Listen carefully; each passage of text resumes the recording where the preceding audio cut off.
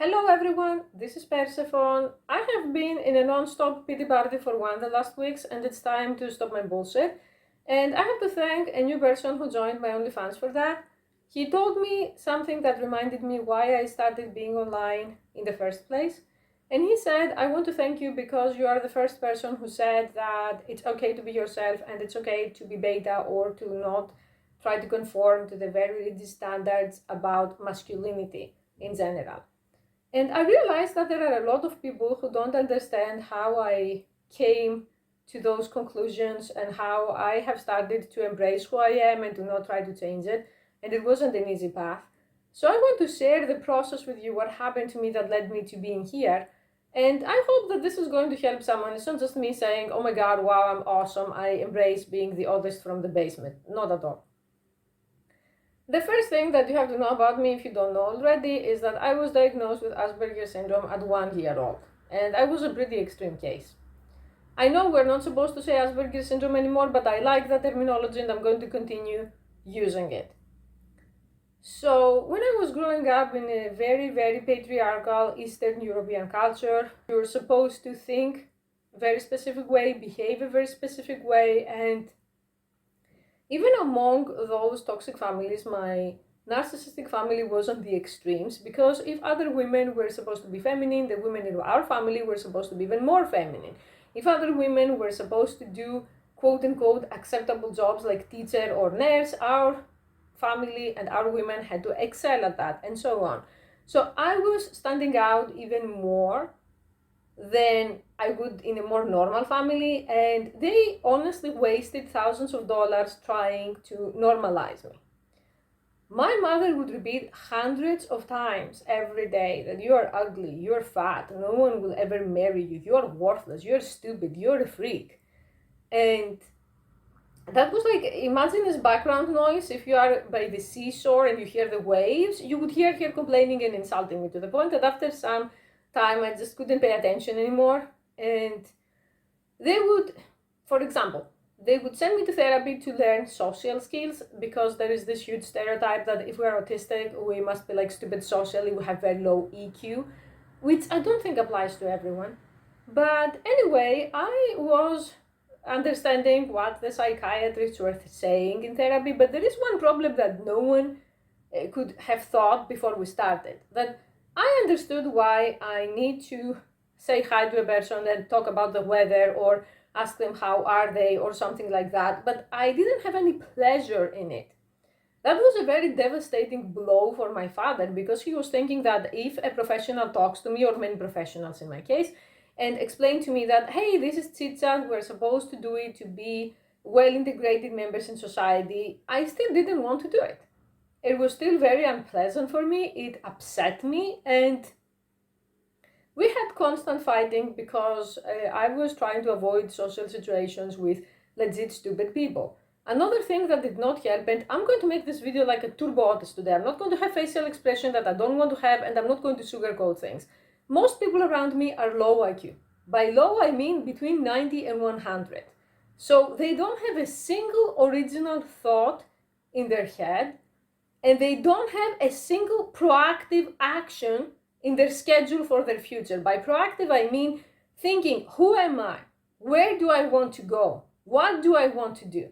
They live aimlessly, and they just react to whatever happens around them. For example, they're going to open the news every day, see what happens, and depending on what the news are saying, become upset.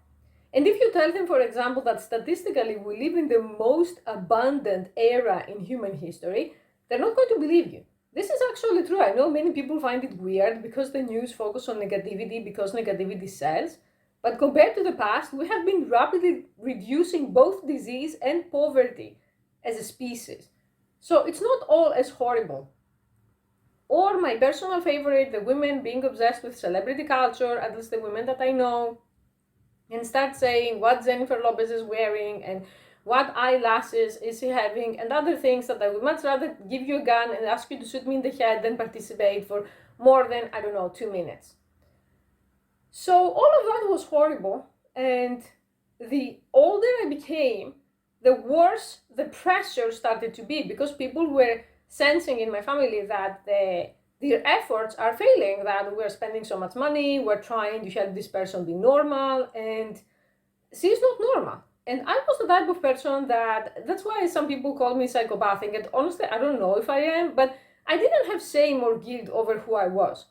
And I wouldn't go out of my way to insult other people. I would never say to someone, you're stupid. But if someone called me stupid, I would insult back.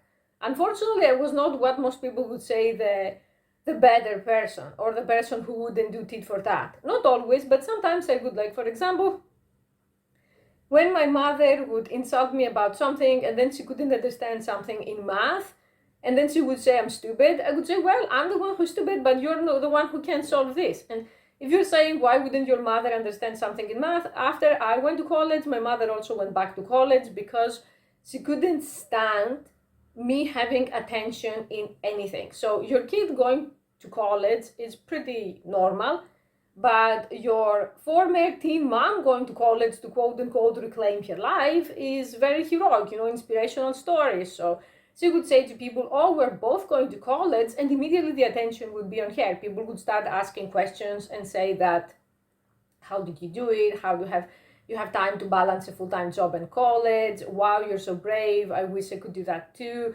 How are you with your classmates who are much younger? And honestly, I didn't mind her getting attention, but she sucks at math and science, and I wasn't going to just sit back and be insulted by someone who does not know shit about math and science. Like, if I'm going to be called stupid, you have to be smarter than me to call me stupid, not someone who is science illiterate and still call me stupid.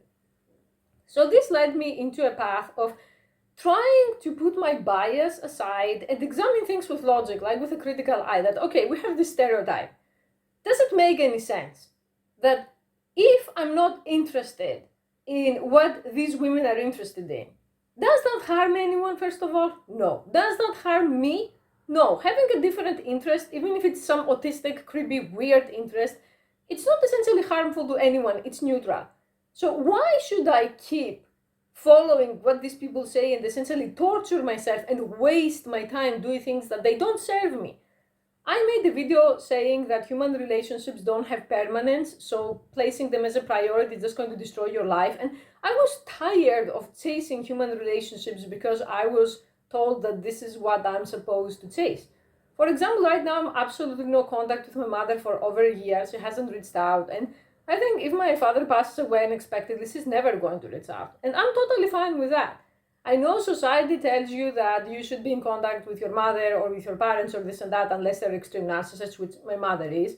And I know that even then, many people are not going to tell you to go no contact, but I'm going to do what works for me at the end of the day. And slowly I started adopting this attitude and experimenting with myself as a guinea pig. And I started feeling better. I started feeling that, if I don't do what these people say, does the world continue like going on? Yes. So let's do less of that. Of course, when you start doing this, the abuse intensifies.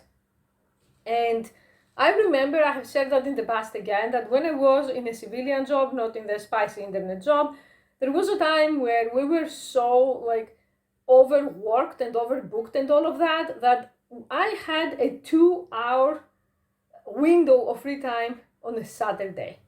And I was looking so forward to that the entire week because I didn't even have time to eat and sleep properly. And I had to buy clothes because I couldn't wash them. There was no time to wash them or to dry them. And then this co-worker walked in and she said, we're going out on a Saturday. And I was thinking, why should we do that? Like, it was the first time ever in my pathetic, until that point, life that I put my foot down and I said, no, I'm sorry. Those 2 hours are for me and for my hobbies. I'm very happy to see you on Monday, or I'm very happy to go out with you next weekend. I wasn't, but company politics. But I can't do it every Saturday. So that created so much abuse in the workplace and so many sabotaging acts and so many lost and misplaced emails and documents that at the end I sent them to hell, and that was the best decision of my life, like getting rid of these spiritual parasites. So I continued trying to find ways to do more of what I wanted to do and less of what other people wanted to do, and something extremely weird happened. These people never became anything. Like, the people that I'm talking about in my life, my relatives, who told me that I'm flawed and worthless and ugly, the toxic co-workers, all of these people, they're trash. They don't have any money, they don't have any career, they haven't done anything in their lives, and their relationships are either falling apart or just going through the motions that, oh, I'm dating this person, we are together for many years, probably we should get married because that's what everybody does, or probably I should have a kid. I don't really want a kid, but that's what everybody does, or probably I should continue in my job that I don't like, but I need to have a job. And I'm looking at them and I don't want their life. So the moment I started seeing that, I realized that why is the opinion of such stupid people so important? It honestly isn't. It isn't. Once you realize that about yourself, once you realize that these people hold nothing over your head other than brainwashing from society, you're going to be so free. You're going to be, it was the most freeing feeling, realizing that these people are trashy. Okay, if you don't want me to call them trash as a whole, they have nothing going. And they are threatened by individuality. Do you know why so many people hated my autistic hobbies? That I'm going to repeat this, I wasn't enforcing them on anyone. I wasn't the stereotype of the person who's autistic and just blabbers about their hobbies forever to people who don't care. No, I would just wear headphones and do my own thing. They were threatened about that because they themselves didn't have any hobbies. They have what I call now as an internet personality, the personality of a wet cardboard box. That my hobby is I'm going to watch a movie, I'm going to eat something, or I'm going to take a walk around the block, which all of them are great. If you ask me, there's nothing wrong with them, but you're boring. They make you boring. They make you not being interesting to other people at all. So it pissed them off that I had the energy to study foreign languages or to learn how to draw or to try to learn programming or to try to write a novel or whatever autistic hobby I had going at the time. It pissed them off. I had an ex who was extremely bitter, and he said, I bought 3 domains to write and I have nothing to write about. Why can you write? And he became emotionally abusive, among other things.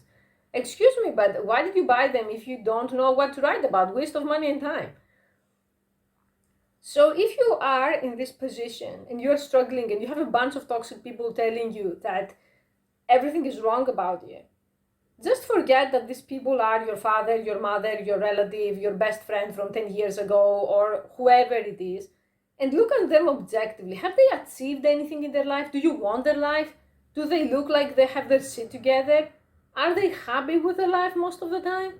My mother is the most miserable person I know, and she has been like that ever since I remember her when she was like under 20, because she was a teen mom. She's a freaking miserable loser. And that's a result of narcissism, I think, her own unrealistic expectations about herself, but she was just taking it out on me. So these people that they look at you and they treat you like dirt, or they're trying to convince you that you're so defective, how are they? Maybe they're just taking out their own grievances from their failed life on you, or maybe you are like them to an extent. This is very tricky, that you are like them and you try to venture out and do something that they probably wanted to do also and they didn't have the balls. For example, when I divorced, there were so many people who were hating me, and then a few years later, these people also divorced. So it's not like it was about the sanctity of marriage or me being a freak or anything like that. It's about the fact that I was miserable, they were miserable, they didn't feel ready or they didn't have the courage to do something about it. I did, so it was triggering. Because they were coping, telling themselves, this is how marriage is, going through the emotions, after some years, love becomes friendship, all of that crap that it's vomit-inducing, and I'm not going to repeat here, you know what I mean. So I think the first step to accepting yourself is taking the other people who abuse you off the pedestal, and society overall. Society needs us fat. I'm not saying this to fat shame. I'm saying like in ill health, with a weight out of control, losers, like up to our eyeballs in debt, without any time. Time is also a currency. Society doesn't want you to have time to think, to work on yourself, to examine beliefs around you. And overall slaves. The life script is a form of modern slavery, that everyone needs to be white, have 1.8 kids, be straight, have a huge house, have a mortgage for the huge house, and so on. This is all just an illusion. We have been told ever since we can remember, most of us, that this is what you should hunt for. And now it's collapsing, and now people saying society is collapsing. For me, society is getting better overall. We have more diversity now. It's more acceptable now to not have kids, to not be straight, to not be white, to not be exactly a cardboard copy of everybody else. That was how slowly, it was a long process. There were times that I was doubting my path, but that is how I became more and more comfortable with who I am, by looking at these people who told me you have to be like us, and eventually coming to the conclusion that I don't want to be like you because there's nothing special about you, nothing that is actually motivating me to try to be like you. There are many people that I look up to, each of them for different reasons. I don't have one person that I idolize, but there are many people, for example, people who have written multiple books, people who have taken care of their health and they don't have to rely on Western medicine anymore for autoimmune problems, people who have been self-made financially on YouTube. Yes, there are many people that I look up to. But the idea that I have to be like some boring ass neurotypical whose idea is I love walking and eating and taking like this walk around the block, I don't need that in my life. And the people who say that if you have Asperger syndrome, you're inferior, you don't have social skills, you're going to be a loser, these people are just not worth your time. Same with the people who are telling you that you're too old for something, that you're too young for something, that you're too ugly for something, that you should be like a very specific type of man or woman, otherwise you're worth nothing. This splitting, this all or nothing mindset, this is something that if you read a bit of psychology, you see it only in borderlines and in narcissists and cluster B people, yet it's so common among neurotypicals. That, for example, women at 29 are okay and at 30 they're spoiled goods, or in China and Japan, over 29 they call women expired goods or leftover women or whatever. The people who actually come up with these ideas and perpetuate them, they're trash. These ideas make no sense. We're not all the same. I'm saying something and people say it's so groundbreaking, and it's not. It's actually common sense. So at 24, you're fresh goods, and at 25, you're expired goods. Okay. If you see a woman as an incubator, then every second that counts, it becomes more and more expired. If you see a man as a wallet, then every month that his salary isn't decreasing, he's trash. I guess so, but why do you have this belief in the first place? I believe that if I have been abused and I have wasted my life and I have lost my childhood and many things that happened to me, and I don't use what I learned to help other people, then it has all been for nothing. I'm serious here. The reason why I'm putting this video out there and I put my other beliefs out there is exactly for that I want to make people think and decide for themselves. What you will decide for yourself may be not what I decided or someone else will decide, but it's yours. That's what matters, that you are in a place where you decide to be. It's a choice. And stop apologizing for who you are.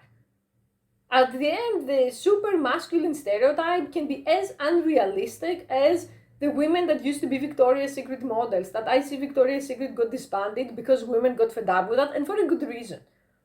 Because even the models themselves said that they were starving before a show. Why do you need to be starving? Why do you need to abide to the red pill or any kind of masculinity if you tried it and it doesn't work for you? I support trying different things. And there are people that they did try the red pill, people who were repressed alphas, and it worked for them. Good for you. But it doesn't mean that it's going to work for everyone. Then what? I realized, and I was very sad about it, that if I had used all that money and time that wasn't forced on me to be normalized, to do things that I actually wanted, I would have excelled in these areas probably. I never saw these people and I said, I wish I was neurotypical. I wish I was in their shoes. Every condition has good points and bad points. Like, I'm not going to say that having Asperger's is like all sunshine and rainbows. For example, if you have problems with sensory overload, if specific textures bother you, if specific noises drive you nuts, or have misophonia, like there are a lot of problems.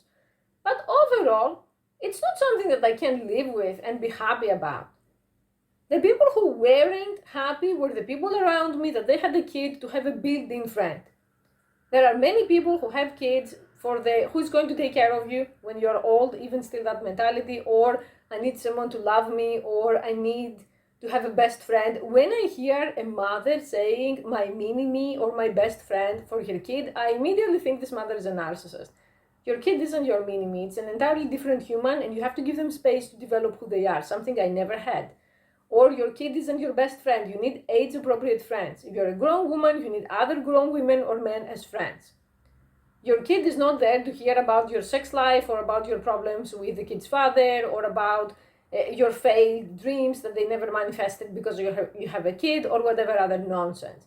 Yet we still have a long way until society starts shaming and criticizing toxic parents who say, oh, my mini-me, and dressing the kid in matching clothes. It's not a mini-me. You don't have a clone. I don't know if this video helped, but I'm just saying to you, maybe it's time to start mentally at least disrespecting the people around you. Mentally start doubting, mentally start criticizing, taking off the rose-colored glasses of religion or morals or Confucius or whoever else who says these people are above criticism. If someone criticizes me every day, I'm going to criticize the hell back out of them. Sometimes I'm going to tell them, sometimes I'm not going to tell them, but if you do it, it's fair game. So the person who tells you you're not masculine enough, how are they? Are they Brad Pitt when he was 30 years old? The person who criticizes you for not having a career, are they on the path to becoming the next Elon Musk? The person who is saying you're going to die alone, do they have any relationships? Do they have a string of failed relationships? Do you know how many people I know in my life that they were faking accomplishments to make me feel bad, and at the end of the day they didn't even have a relationship at all in their life?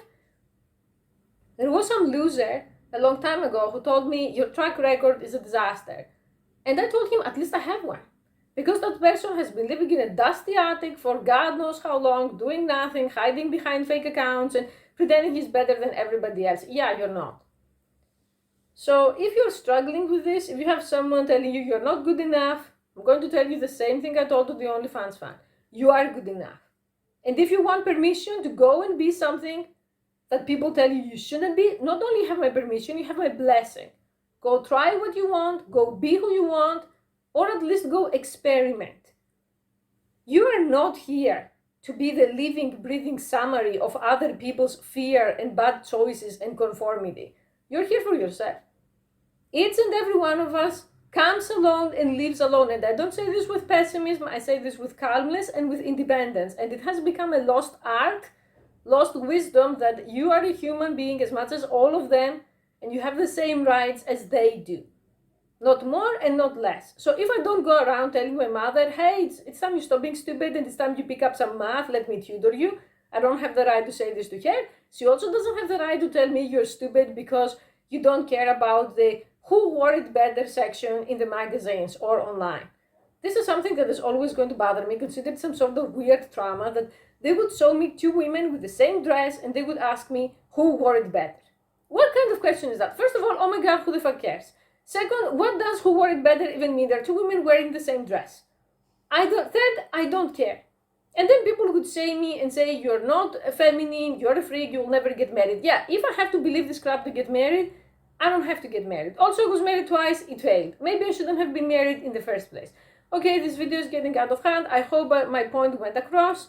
If you want to talk to me, if you want to discuss your specific situation, my OnlyFans is above. My email on other channels, it's not to talk about your penis size. And also, for the last time, neither OnlyFans nor YouTube are dating sites. Please don't waste my limited resource at this time to message me and say, I live in such and such place and I think you and me would be a great match. I'm not going to relocate for you. I'm not going to even bother because I try to inspire people by example. So when I'm saying relationships shouldn't be a priority, this includes online relationships, fantasy relationships, parasocial relationships, and so on. Thank you for watching.